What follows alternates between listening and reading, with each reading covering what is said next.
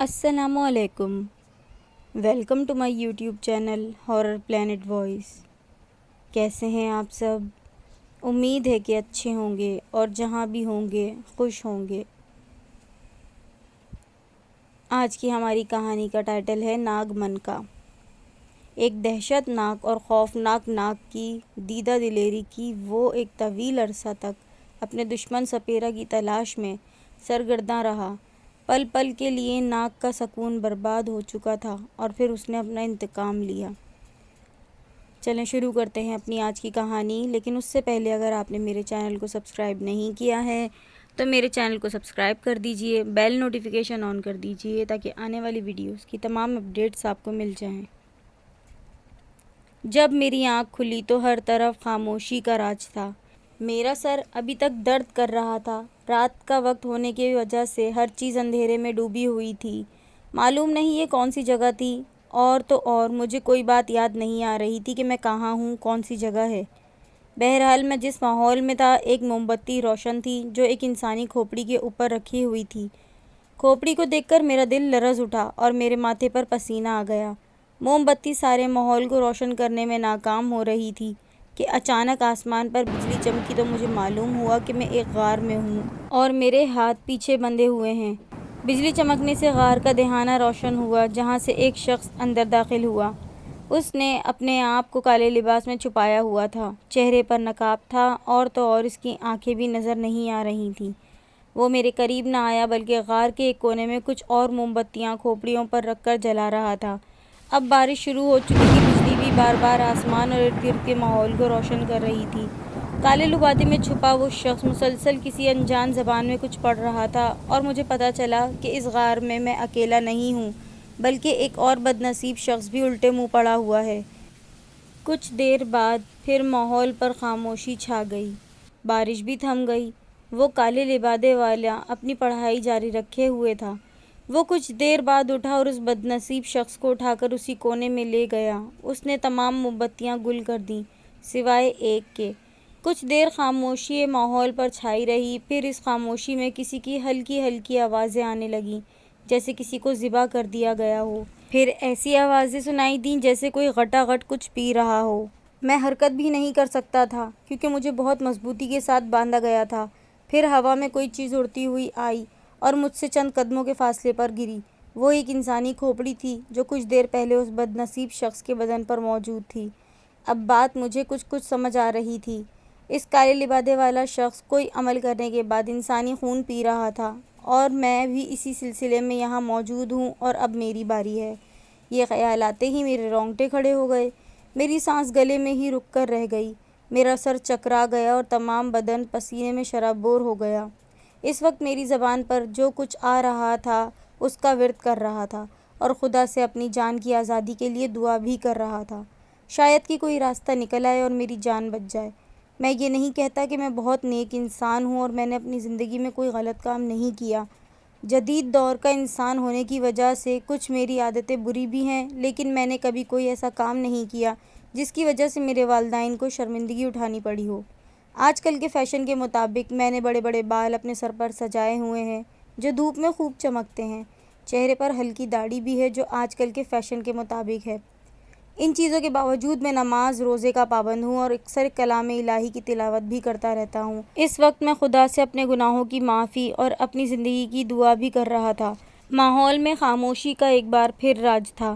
ہر طرف اندھیرا ہی اندھیرا، بس پورے غار میں اس کی پراسرار کھوپڑی پر ایک موم بتی روشن تھی جو اب اپنی آخری سانس لے رہی تھی۔ جلد ہی اس کا کام بھی تمام ہونے والا تھا، پر اس خاموشی میں مجھے اپنے قریب کوئی آہٹ سنائی دی۔ میں نے مڑ کر دیکھا تو وہ کالے لبادے والا شخص میرے سر پر کھڑا تھا۔ پھر میری کربناک چیخوں سے غار گونج اٹھا۔ وہ شخص میری لمبی زلفوں سے پکڑ کر مجھے غار کے کونے میں لے گیا۔ پتھریلی زمین ہونے کی وجہ سے میرا بدن زخموں سے چور ہو رہا تھا۔ اس بے رحم شخص کو کوئی ترس نہیں آ رہا تھا۔ میری زبان پر مسلسل آیات کا ورد جاری تھا اور ابزور دعا کر رہا تھا۔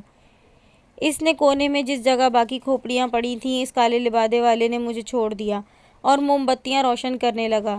روشنی ہوتے ہی میری نظر اس طرف پڑے بے سر کے جسم پر پڑی جو یقینی طور پر اس بد نصیب لڑکے کا تھا جو کچھ دیر پہلے میرے قریب ہی پڑا تھا۔ میں نے اپنی تمام قوت جمع کی اور اس کالے لبادے والے شخص سے طیش میں بولا، بے رحم سنگ دل قاتل، تم میں کچھ انسانیت نام کی چیز نہیں ہے؟ تم کیوں میرے دشمن بنے ہوئے ہو؟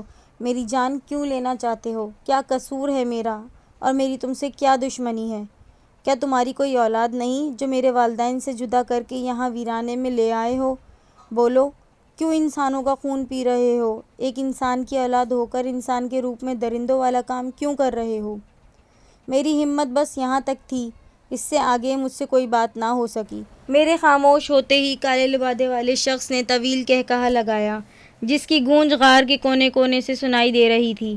وہ قہقہہ بہت خوفناک تھا، جو غیر انسانی معلوم ہوتا تھا۔ پھر اس شخص کی بھیانک آواز کانوں کے پردے ہلانے لگی، انسان اور انسانیت کہاں ہے اس دنیا میں؟ میری دشمنی تم سے نہیں بلکہ تمام انسانوں سے ہے، اور تم بھی ایک انسان کی اولاد ہو۔ کیا تم انسان نہیں ہو؟ کیا تم کوئی جانور ہو؟ میں نے بولا، ہاں میں انسان نہیں ہوں، تمہارا خون تو میں پی کر ہی رہوں گا۔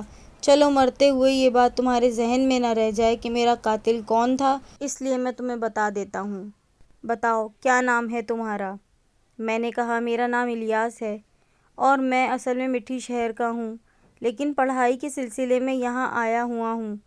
اچھا تو الیاس، تم یقین نہیں کرو گے کہ میں انسانی روپ میں ایک ناگ ہوں جس پر انسان نے بہت بڑا ظلم کیا ہے۔ اس ظلم کا بدلہ میں پوری انسانیت برادری سے بھی لے رہا ہوں۔ وہ بولا، کیا ظلم ہوا ہے تم پر اور ہم کہاں ہیں؟ جہاں تک مجھے یاد پڑتا ہے میں تو شام کی کلاس اٹینڈ کر کے واپس فلیٹ پر آ رہا تھا جو کہ میرے ماموں کا ہے، وہ اس شہر میں کام کرتے ہیں۔ ہاں نوجوان، ہم شہر سے بہت دور ایک پہاڑی علاقے میں ہیں، یہاں لوگوں کو آنے سے روکا جاتا ہے۔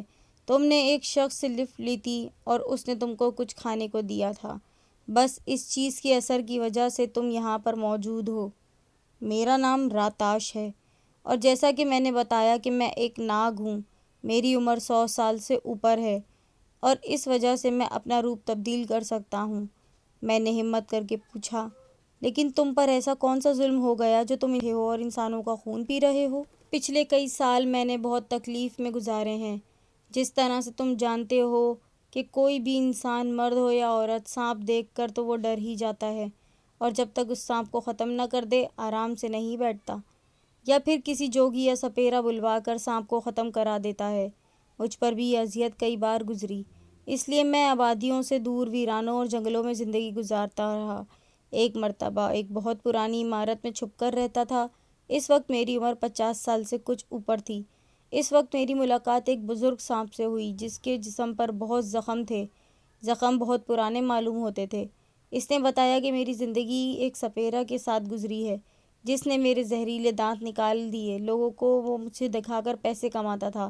وہ بہت لالچی تھا اور ہمیشہ کسی ناگ کی تلاش میں رہتا تھا، کیونکہ وہ ناگ کی طاقت یعنی اس کی زندگی بھر کی جمع پونجی، وہ جو دنیا سے اپنے آپ کو بچا بچا کر حاصل کرتا ہے، وہ منکا جس پر اس کو ناز ہوتا ہے اور جس کی وجہ سے وہ سانپوں پر حکومت کرتا ہے، وہ اس کی مدد سے کوئی روپ بھی اختیار کر سکتا ہے۔ جس ناگ کے منہ میں منکا ہوتا ہے وہ ناگ چاند کی چاندنی میں بہت مست ہو جاتا ہے اور بار بار اپنے منہ سے منکا باہر پھینکتا ہے اور پھر منہ سے پکڑتا ہے۔ سپیرے ایسے سانپوں کی طاق میں رہتے ہیں۔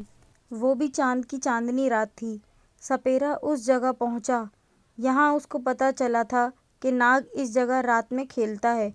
کچھ دیر خاموشی سے وہ بیٹھا رہا، پھر مجھے باہر نکالا اور ناگ پر پھینک دیا۔ ناگ منکا بھول گیا اور میرے ساتھ لڑائی کرنے لگا۔ مجھے خود یہ اندازہ ہی نہیں تھا کہ سپیرا میرے ساتھ یہ کرنے والا ہے۔ بہرحال اس ناگ نے مجھے خوب زخمی کیا اور اس دوران سپیرا ریت میں منکا تلاش کرتا رہا، کیونکہ ناگ سے وہ منکا ریتیلی زمین پر گر گیا تھا۔ سپیرا بے فکر ہو کر کام کر رہا تھا۔ اس دوران ناگ کو موقع مل گیا، اس نے سپیرے کو ڈس لیا۔ زہر اتنا تیز تھا کہ سپیرا منٹوں میں نیلا پڑ گیا اور تڑپ تڑپ کر جان دے دی۔ خیر میں بہت زخمی تھا، اس لیے بڑی مشکل کے بعد یہاں تک آیا ہوں۔ معلوم نہیں کتنے برس بیت چکے ہیں، یہ واقعہ میرے دماغ سے اترتا ہی نہیں۔ زندگی کا کوئی پتہ نہیں ہے راتاش، بس میری یہ نصیحت یاد رکھنا، انسانوں پر اعتبار نہیں کرنا، اگر قسمت نے چاہا تو تم بھی ایک دن ناگ بن جاؤ گے۔ اپنے زہر کی حفاظت کرنا اور جب من کا مل جائے تو اس کو انسانوں سے بچانا۔ فرض کرو اگر تم نے کوئی انسانی روپ اختیار کر لیا تو اس وقت منکا کو اور حفاظت کی ضرورت ہوگی۔ اگر تم سے اس وقت منکا کھو گیا تو تم انسانی روپ میں رہو گے لیکن تمہارا جسم کسی ناگ کے جسم کی طرح کالے موٹے چمڑے کا بن جائے گا، جس کی وجہ سے تم دور سے ہی پہچان لیے جاؤ گے۔ اس لیے میرے اس بات پر عمل کرنا اور منکے کی حفاظت کرنا، یعنی منکا منہ میں ہی رکھنا۔ اسی طرح سال پر سال گزرتے گئے، میں اس پرانی عمارت میں ہی رہا۔ وہ بوڑھا سانپ چند دن بعد مر گیا، لیکن اس کی کام کی باتیں ہمیشہ میرے ذہن میں رہیں۔ اس وقت میں 90 سال کا تھا جب میں نے وہ عمارت چھوڑی، کیونکہ وہاں انسان آ گئے تھے اور عمارت کا مرمت کا کام شروع ہو گیا تھا۔ اس کے بعد میں ایک بند فیکٹری میں رہنے لگا جو شہر سے تھوڑے فاصلے پر تھی اور کئی سالوں سے بند پڑی تھی۔ اس کا مالک ایک ٹریفک حادثے میں مر گیا تھا اور اس کے بیٹوں کو اس فیکٹری سے کوئی دلچسپی نہیں تھی۔ میرے دن اچھے گزر رہے تھے۔ اس فیکٹری میں میری ملاقات ایک ناگن سے ہوئی جو تقریباً میری ہم عمر تھی اور وہ بھی چند سالوں کے بعد منکا حاصل کرنے کی خواہش مند تھی۔ یوں ہم مل جل کر رہنے لگے، سالوں کا کوئی پتہ نہ چلا اور ہم 100 سال کی عمر کو پہنچ گئے۔ ان 100 سالوں میں نے اپنے زہر کا استعمال نہیں کیا تھا، کیونکہ زہر استعمال کرنے سے ہماری طاقت اور عمر کم ہو جاتی ہے اور ہر ناگ کا خواب ہوتا ہے کہ وہ منکا حاصل کر لے اور سانپوں کی دنیا پر راج کرے۔ جس جوڑے کے پاس منکا ہوتا ہے اسے بہت بڑا درجہ اور عزت حاصل ہوتی ہے۔ سبھی سانپ ان سے ڈرتے ہیں اور ان کے حکم کی پیروی کرتے ہیں۔ میں اس وقت 100 سال کا ہو چکا تھا۔ وہ چاند کی 14ویں رات تھی۔ میرے سر میں شدید درد ہوتا جا رہا تھا، اتنا درد کہ مجھے آنکھوں سے کچھ نہیں نظر آ رہا۔ ناگن بھی میرے ساتھ نہیں تھی، وہ پیٹ پوجا کے لیے شکار کرنے گئی تھی۔ درد تھا کہ زیادہ سے زیادہ ہوتا جا رہا تھا۔ پھر میرے سر سے خون کی ایک لکیر نکل کر میری آنکھوں میں پڑنے لگی۔ درد کم ہونے کا نام نہیں لے رہا تھا۔ میں درد کی وجہ سے زمین پر گول گول گھوم رہا تھا کہ اچانک ایک جھٹکا لگا اور میرے منہ سے ایک سرخ رنگ کا منکا نکل کر زمین پر گر پڑا۔ جب مجھے کچھ ہوش آیا تو میں بہت خوش ہوا۔ میں نے منکا فوراً اپنے منہ میں ڈال لیا۔ مجھے بوڑھے سانپ کی بات یاد تھی۔ منکا ملنے کی خوشی میں اپنے سر کا درد بھول گیا اور خوشی سے ناچنے لگا۔ ناگن آئی تو میں نے اس کو منکے کے متعلق بتایا تو وہ بہت خوش ہوئی اور مجھے مبارکباد دی۔ بولی اب ہمیں جلد از جلد ناگ دیوتا کے پاس جانا چاہیے تاکہ وہ تم کو کوئی کام دے جس کی وجہ سے سانپوں میں تمہاری عزت بن سکے۔ ٹھیک ہے، لیکن ہمیں انتظار کرنا چاہیے۔ جب تم کو بھی منکا مل جائے تو پھر اکٹھے چلیں گے۔ دوسری رات بھی چاند خوب چمک رہا تھا اور میرا دل بار بار باہر نکل کر منکے کے ساتھ کھیلنے کا کر رہا تھا۔ میری طبیعت بے چین ہو رہی تھی اور پھر میں خود بخود دل کی تسکین کے لیے ریت پر آ گیا اور منکے کے ساتھ کھیلنے لگا۔ میں منکے کو ہوا میں پھینکتا اور منہ سے پکڑتا۔ یہ عمل میں کافی دیر تک کرتا رہا۔